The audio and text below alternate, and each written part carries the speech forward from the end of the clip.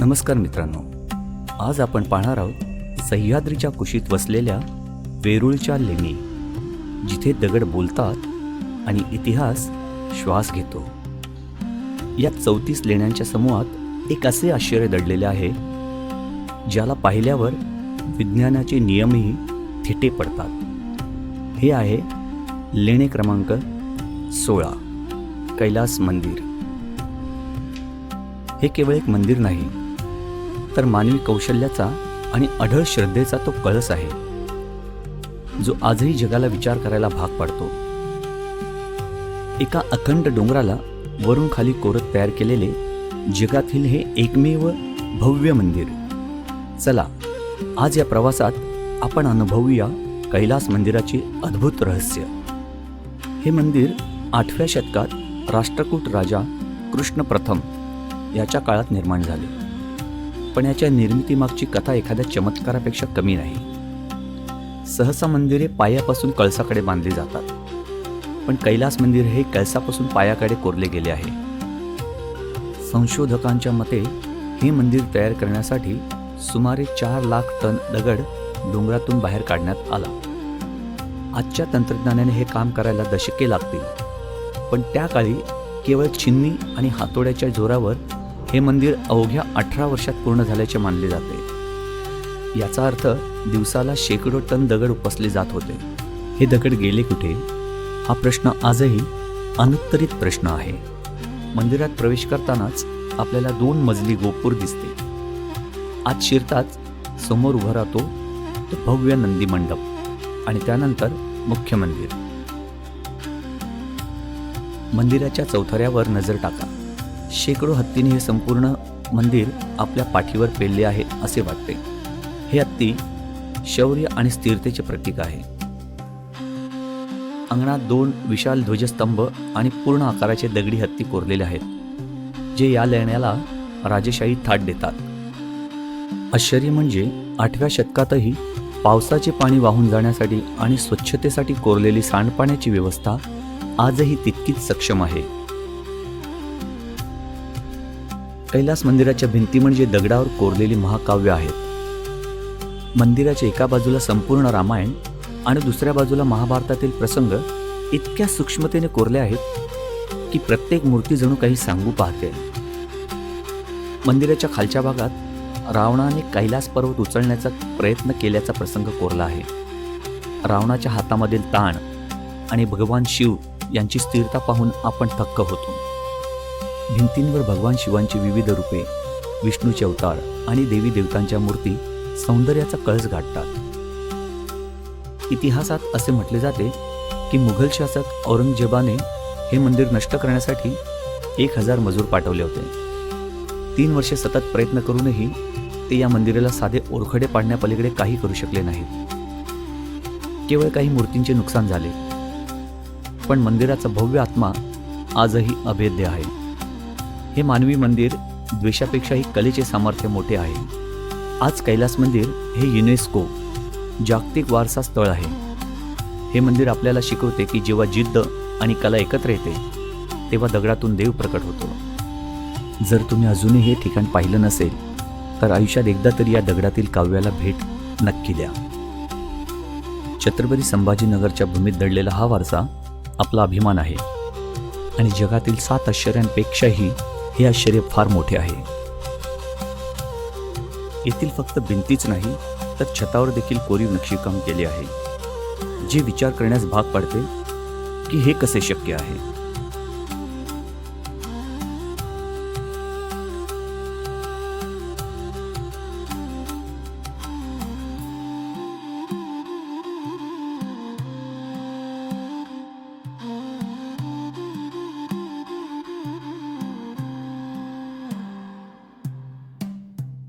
जसे तुम्ही गाभाऱ्यात प्रवेश करता, तसे मोठे मोठे खांब आणि प्रत्येक खांबावरील कोरीवकाम तुम्हाला स्तब्ध करते.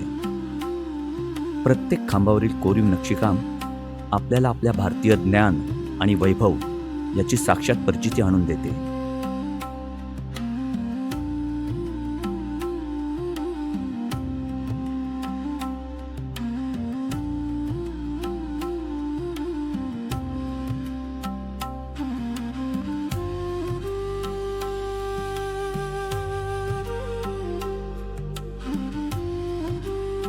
या खांबावरून नजर हटताच समोर महादेवांची पिंडी दिसते आणि स्वतःहूनच आपले हात जोडले जातात.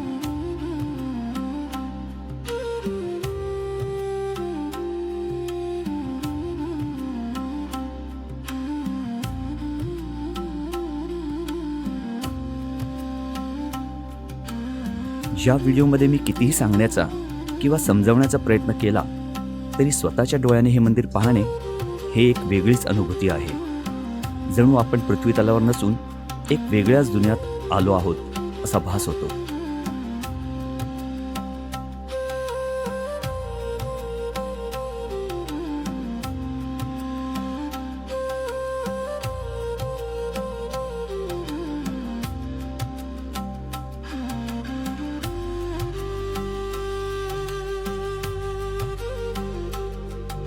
हे मंदिर वरून कोरत आले आहेत तरी सर्व बाजूनी हे सममिती आहे.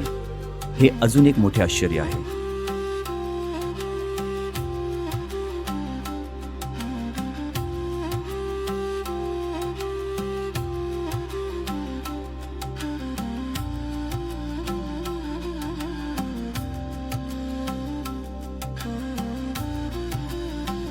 मंदिरावरील कोरीव मूर्त्या आपल्याला आपल्या खऱ्या इतिहासाची साक्ष देतात, ज्या इतिहासाला तुम्ही कधीच नाकारू शकत नाही किंवा शाळेतील पुस्तकांच्या माध्यमातून बदलू शकत नाही. कारण ही काळ्या दगडावरची फक्त एक रेष नाही तर संपूर्ण इतिहास आहे.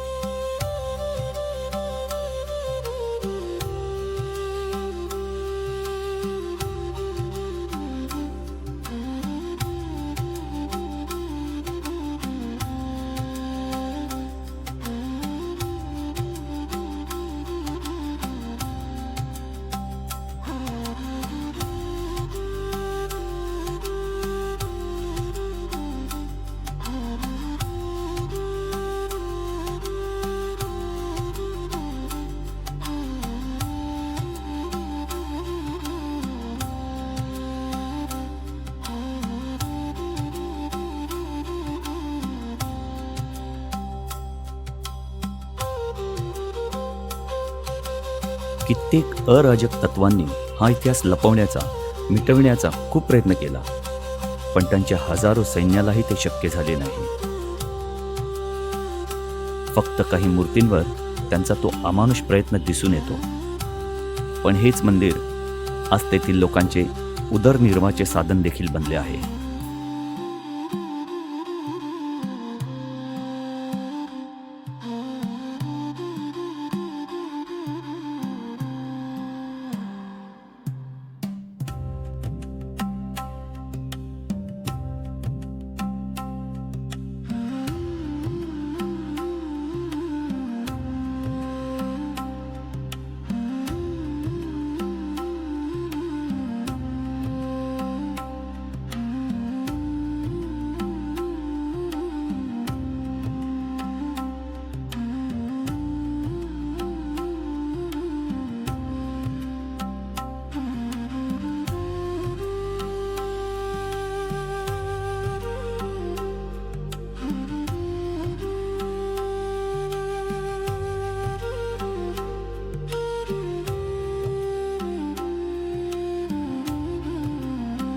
खरंच आपल्या पूर्वजांची ही पुण्याई आणि कठीण परिश्रम की ज्यामुळे आपले हे वैभव, आपला हा इतिहास आपल्याला सहज जाणून घेता येतो.